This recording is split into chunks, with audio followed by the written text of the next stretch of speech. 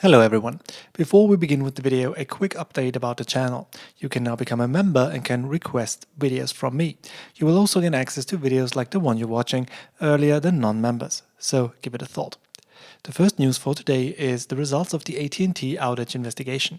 The US Federal Trade Commission, the FTC, concluded its investigation into February's AT&T outage, attributing it to the telecom giant's lack of best practices and procedural errors, which disrupted 911 call centers nationwide.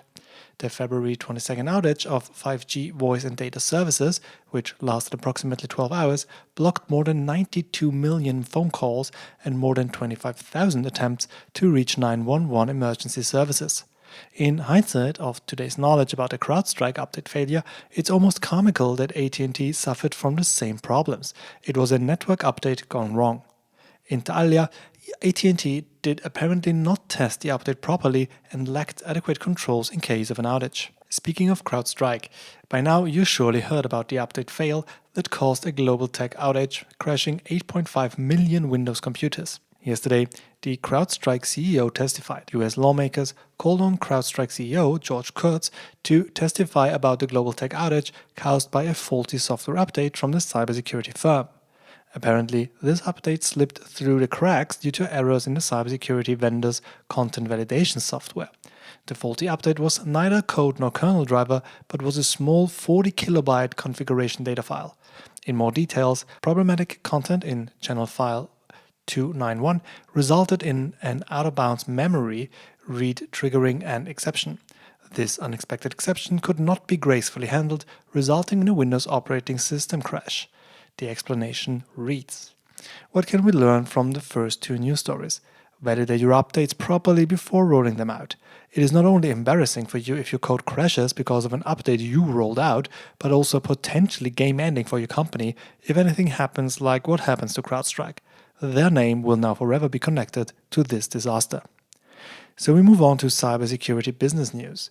Wiz backs out of a Google deal. So Israeli cybersecurity startup Wiz cancelled talks with Google parent Alphabet regarding a reported $23 billion deal. So Wiz would have become Alphabet's largest ever acquisition, of course.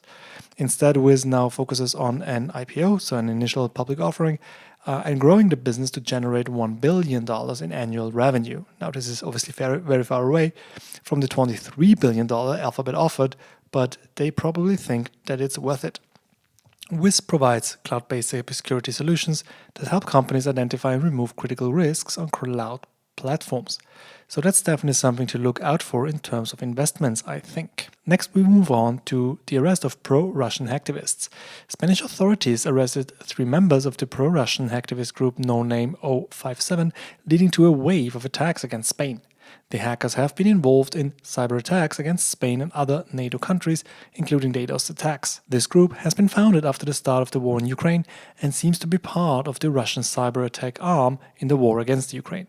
And you can learn more about it if you watch my video on Russian cyber warfare, which is linked in the description of the video. Finally, ransomware remains brutal. Ransomware attacks continue to escalate in 2024, becoming even more severe.